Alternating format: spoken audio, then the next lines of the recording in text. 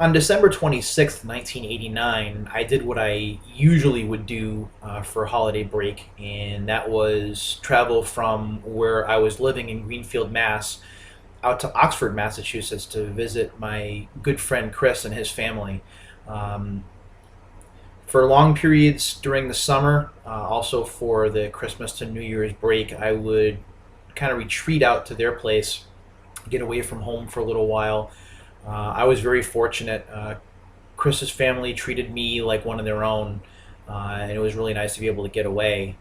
Um, Also, the cool thing was that Chris had a Nintendo Entertainment System, which I did not have. During 1989, I was still playing games on my Commodore 64, which by that point was getting old. Was also missing a space bar because I had been enraged one day and smashed on the keyboard, and the space bar popped into the air, and that was that. So I wasn't able to use it for programming anymore. My space bar was just a little knob. Those were the days when I was a little bit, when I got a little bit overworked, when I thought the games cheated, but that's a story for another time. So anyway, when I got out to Chris's house and caught up with everybody just before we got ready to settle in for the night, um, he showed me one of his big Christmas presents for the year, and it was Ninja Gaiden, which is from Tecmo. I hadn't heard of this game before. Again, not owning an NES at home, I was a little bit behind with the new stuff that was coming out. The closest to a video game console that we wound up getting in my house was a TurboGrafx 16 that my brother bought because my uncle was working for NEC at the time, and my brother had saved up enough of his allowance, enough of his money where he was able to buy it. But an NES is something we didn't have. So he says, you got to play this. This is really cool. I played it on Christmas and I liked it. He popped it into the Nintendo and he played the first level to kind of show me how it went, and I was blown away. Um, Cutscenes, of course, the way that the story was told was really the big deal. I hadn't seen very many video games like that where there was such a big overarching story that was going on, and it was all being told with cutscenes and dialogue and close-ups on the characters. It was something that I wasn't used to, and I had to keep playing because I had to know what was going to happen next in the story. And that's really what drove me to keep playing long after Chris had retired for the night, and I actually was up all night playing the game. Sadly, I didn't beat the game. I still haven't beaten the game to this day.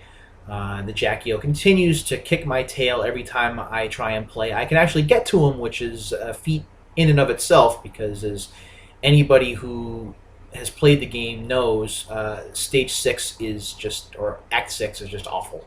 Once you get past 6-1, once you get to 6-2 and 6-3, the game just the game cheats and will make you want to toss your controller or scream a series of expletives, or punch yourself in the leg, or whatever it is you do to kind of get over the frustration and the anger that you may go through from thinking that you're this close to the end of the stage and then missing a jump and winding up in a pit, or getting hit by an enemy in midair and falling to your death.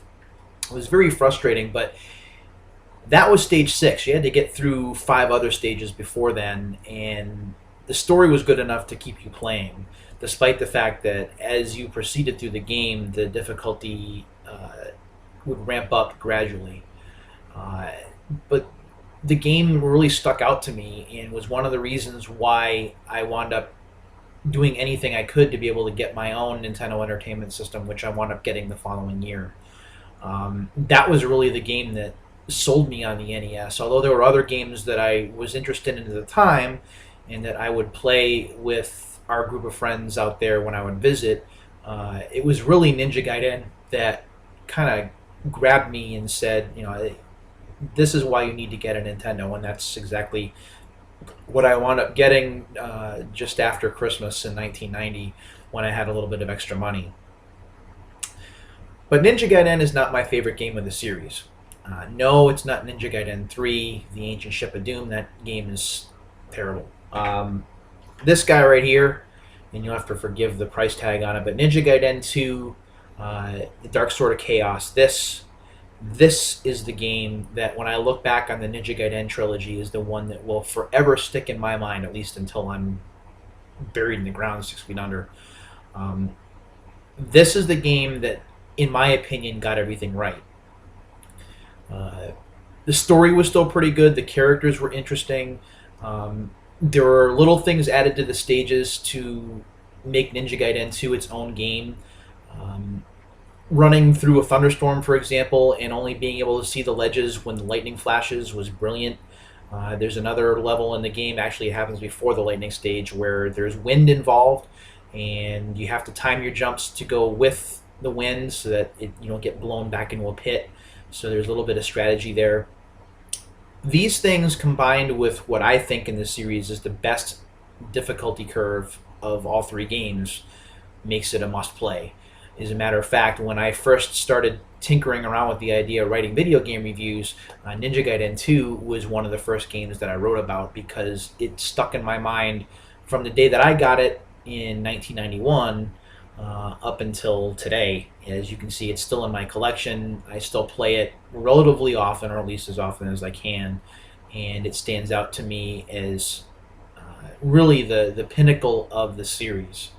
Now, granted, uh, the Ninja Gaiden games after the NES wound up going or being rebooted for the original Xbox. Um, I didn't care for those, to be honest with you. I know that there are people that are hardcore gamers out there that think that getting your butt kicked pretty much from the get go is fantastic. But to me, those games kind of went against the game design convention that the original Ninja Gaiden games did, and that was starting off to where you can get a player involved, make a player think that he or she is progressing through the game, has the basics down, and then slowly ratchets up the difficulty to where they feel comfortable. The Ninja Gaiden games, especially the first and second game for the Xbox, Ninja Gaiden 3, I'll get to in a second, but Ninja Gaiden 1 and 2 for the Xbox and Xbox 360, they really weren't like that. Ninja Gaiden 2 is a little bit better, but I still distinctly remember the original Ninja Gaiden for the Xbox. As a matter of fact, I remember the week that it came out, I went in and I was asking about it, and there were people that were already returning it because they were just so frustrated that they couldn't finish the first level. And once I heard that kind of testimony and heard how angry people were, I didn't want to touch it.